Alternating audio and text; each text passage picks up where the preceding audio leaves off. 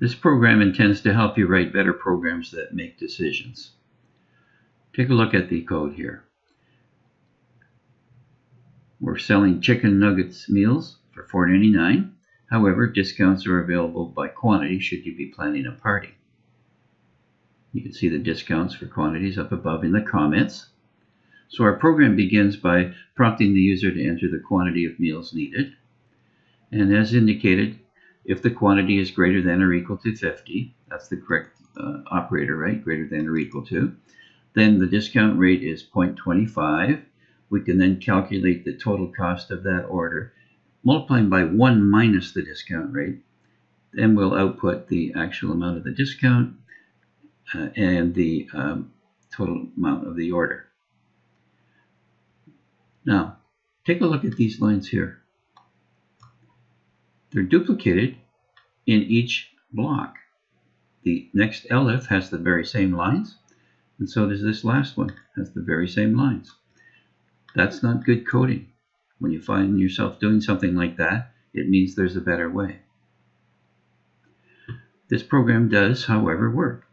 Let's give it a try. Let's say I want to buy 60 meals.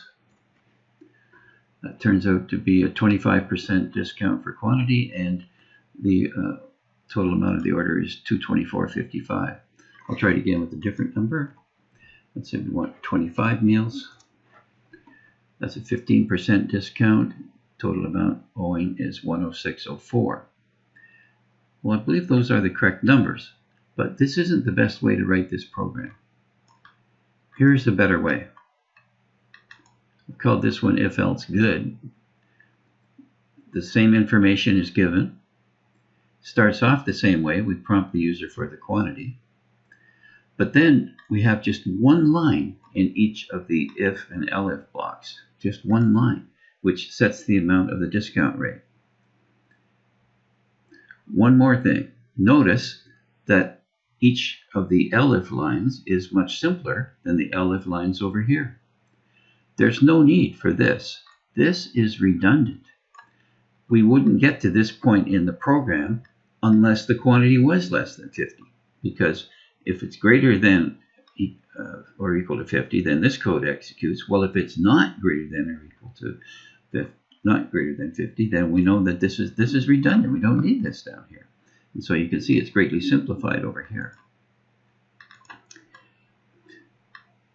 Finally, the summarizing how much is owed and what the discount rate is shows up after the last else block, after the else. It's not inside the decision at all. It greatly simplifies your code, makes it fewer lines, and it's a little tighter, a little cleaner coding in this format. Let's try it. You should get the same results. I'll try 60 again. I believe that's what we got before. I'll try 25. And that is what we got before as well. So watch what you're doing when you're coding with selections. If you find yourself duplicating lines, it means there's a better way. Watch for redundancy. It might not be necessary. But by the way, this only works if you're putting things in order. I'm dealing with quantities starting at 50, then 25, then 10. Incidentally, whenever you have if and elif, you should always finish with an else, otherwise it's not logically correct.